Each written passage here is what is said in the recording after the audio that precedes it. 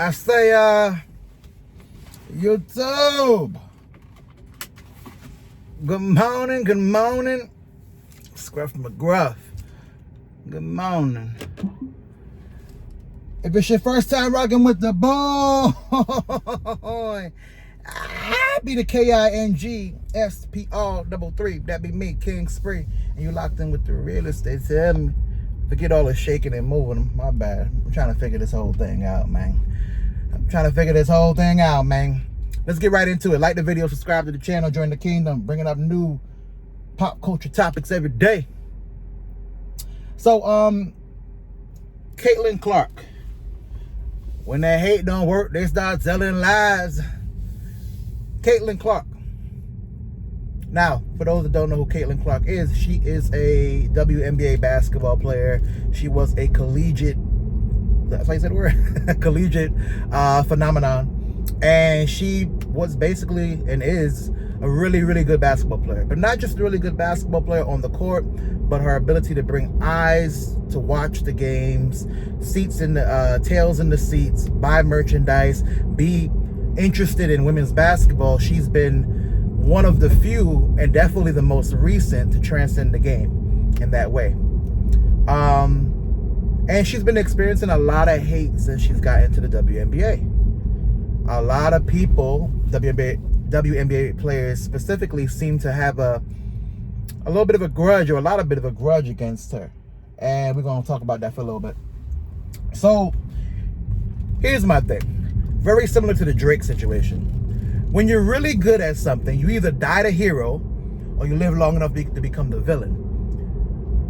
In the WNBA, just like the NBA, it's predominantly still black people. I don't think it's an outright racist thing, but there is a hint of racism, or at least it seems to be, towards her. I think what it's more about is they feel like she's a media darling and she hasn't proven her stripes yet. And that is true. She hasn't proven her stripes in the WNBA yet, but she's done more than any of y'all could do in college.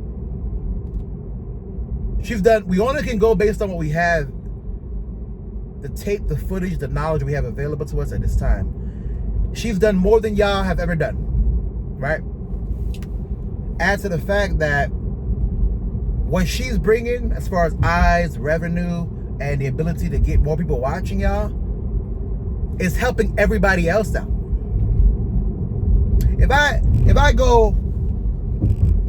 I've used this analogy before. If I go to the nightclub back in the day, and let's say I'm not one of the most attractive dudes, and I'm there with a dude that really be getting them. He really be courting women. He really be dressing well. He really got some money in his pocket. And for some reason or another, we're friends. We're close friends. And it's me, him, and maybe another guy. 9 times out of 10, even if I can't get girls on my own, me just being in proximity to this dude and being cool with this dude is going to have women around us. And not only would I have women around us, it'll allow me an opportunity to get with girls that maybe I wouldn't have gotten with before. Well, same thing goes with the WNBA. Y'all not really getting money like that. Y'all losing money every year. That's a fact. Her coming around y'all can allow y'all now to take that highest paid salary, $250 a year, to $450 a year. Or, y'all taking fucking buses to the games. I mean buses across the country, like a goddamn tour. Y'all was fucking taking buses to the goddamn game. Now she got chartered flights. Now y'all can go city to city in some type of comfort. Mind you, I heard clips of girls, women complaining about that too. Y'all went from y'all used to have to check in to Spirit. Bro, I used to be on the same planes with dudes like me. And not even in the front, bro. Y'all had to draw straws to get by the emergency exit. So let's not act like y'all not benefiting from what this woman is doing for y'all. I'm not saying she's the best ever. I'm not saying that she hasn't earned her stripes. She hasn't. I'm not saying that she's even better than y'all right now. She gotta prove that. You gotta prove that. What I am saying is, y'all obviously are hating on this girl. And the Bush League play, the hip checks, the pushes. Come on, man. One of the pushes was a little extra. I'm not gonna lie. The Angel Reese one I thought was a little extra. But the Angel Reese girl irritates me because, number one, what I found out was she has a history of just behavioral incidents that lead to suspensions. She had a suspension a couple last year with LSU. They didn't really disclose what happened, but it was something, coach's decision, whatever. Had a couple before in the past, apparently. And there seems to be a lot of just negative energy her way, right? And a lot of that comes from being entitled. That's kind of the big thing that's the bigger, deeper, darker with a lot of this, to be honest. That whole league, a lot of them are entitled. They think that they deserve to get certain things, even though they're not proving their worth with the product on the court. But anyway, so Angel Reese did an interview yesterday. Angel Reese says, I just want people to know that when 20 years I look back, I'm one of the faces that's changed the game. And I know it's not just because of her, because of me too. What the fuck are you talking about? I'm sorry I gotta curse. What the fuck are you talking about? Are you a child? I know you're young, but are you a child? What you mean it's me too? Baby, it ain't you two. You had one game against her, it drew a nice storyline, and to be honest, you got your fame from that. You got your fame for that. Let's keep it a buck. You got your fame from that.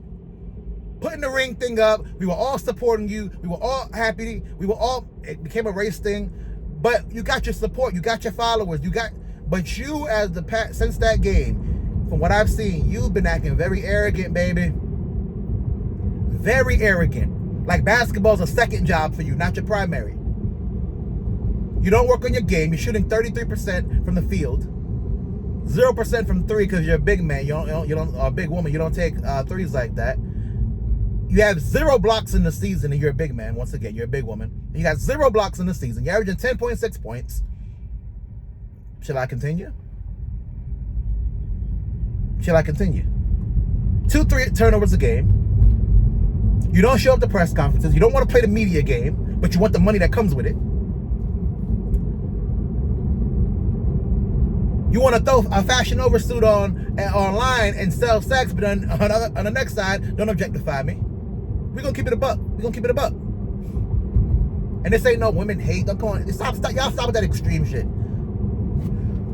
If somebody gives an opinion or say something, it got to be hate. No, it's not hate. Y'all hating on that girl.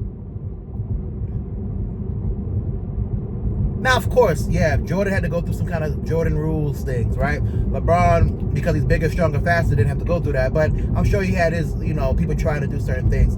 You got to go through it. It's a rite of passage for all the greats. Even Drake, eventually it caught up with Drake. You got to go through the fire for all the greats. P.S. That Wagon Delilah, don't hate on that. That's just fire. I don't give a fuck. Yeah, that's just fire. But there's certain things you got to do, and I think that they're hating on this girl to a point that it's corny. It's corny, especially when she is helping the game. Even if she's not purposely going out her way to help you individually as a ball player, it does help you. Now, of course, we know there's gonna be a lot of people on either side of it. There are gonna be some people that say you're right, she's their savior, and here they are treating this girl like crap. And they need to hop on board. And as my homeboy would say, you need to rally around this girl. You got to rally around this girl. And then there's others that would be like, no, these girls were here before. She got to earn her stripes, so on and so on. But one thing we can't deny is it seems to be like it's not only a hating issue, jealousy issue, resentment issue, but like we've said before, women don't like other women. Okay, I know that hurts. I have a daughter. Trust me, I'm not trying to hate. I'm not spreading no hate, but this has been proven to be more factual than not.